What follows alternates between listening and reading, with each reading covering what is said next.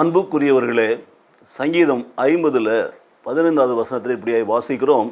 ஆபத்து காலத்தில் நீ நோக்கி கூப்பிடு, நான் உன்னை விடுவிப்பேன், நீ என்னை மகிமைப்படுத்துவாய். எனக்கு பிரியமான சகோதர சகோதரிகளே, நம்முடைய வாழ்க்கையில் நமக்கு உபத்திரவங்கள், பாடுகள், கஷ்டங்கள் எல்லாம் வரலாம், ஆபத்துகள் வரலாம், விபத்துகள் கூட வரலாம். அப்படிப்பட்ட சூழ்நிலையில் தேவனுடைய வார்த்தை சொல்லுகிறது பாருங்கள்.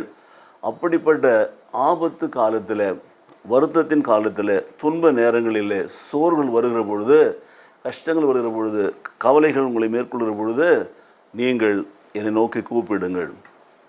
ஆபத்து காலத்தில் என்னை நோக்கி கூப்பிடுங்கள், அப்பொழுது நான் உங்களை விடுவிப்பேன். ஆம் பிரியமானவர்களே, நாம் கூப்பிடுகிற பொழுது கர்த்தர் நம்மை விடுவிப்பேன் என்று நமக்கு வாக்கு கொடுத்திருக்கிறார்.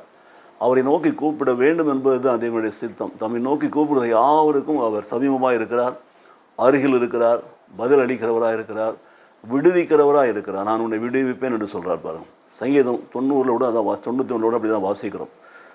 ஆபத்து காலத்தில் நான் அவனோடு விழுந்து அவனை தப்பிவித்து அவனை காப்பாற்றுவேன் என்று சொல்கிறார் பாருங்கள். ஸோ நம்மை விடுவிப்பேன் என்று வாக்கு கொடுத்திருக்கிறார்.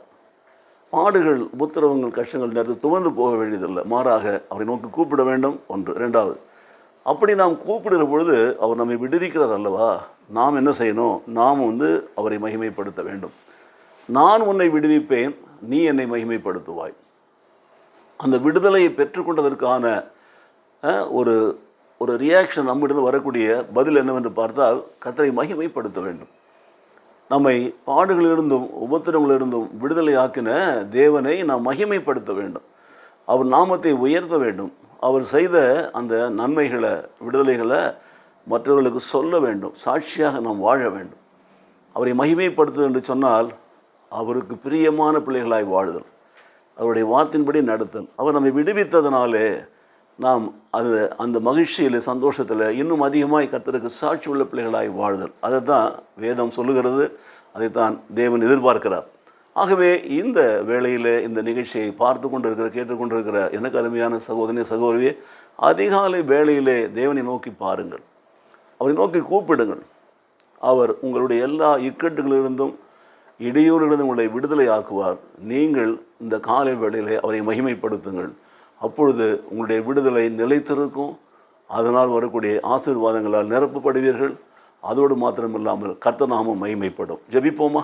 நேசிக்கிற நல்ல பிதாவே, நன்றி நிறைந்த உள்ளத்தோடு உம்மை துதிக்கிறோம், ஸ்தோத்திரிக்கிறோம். சங்கீதம் 50:15 வாசித்தபடியாக நாங்கள் ஆண்டவரே எங்களுடைய ஆபத்து காலங்களில், துன்ப வேளைகளில் நாங்கள் நோக்கி கூப்பிடுகிற பொழுது நீர் விடுவிப்பேன்னு சொன்ன வாக்குத்தத்திற்காக உமக்கு ஸ்தோத்திரம். விடுவிப்பதற்காக உமக்கு நன்றி. விடுவித்த தேவனை நாங்கள் வாழ்நாளெல்லாம் மகிமைப்படுத்தும்படி எங்களை தாழ்த்தி ஒப்புக் கொடுத்து ஜெபிக்கிறோம். நாங்கள் மகிமைப்படுத்த வேண்டும் என்று சொன்ன நம்முடைய வார்த்தையின்படியாக நாங்கள் மகிமைப்படுத்த உம்முடைய கிருபையினாலே எங்களை நடத்துவீரா. இயேசு கிறிஸ்துவின் நாமத்திலே பிதாவே, ஆமென், ஆமென்.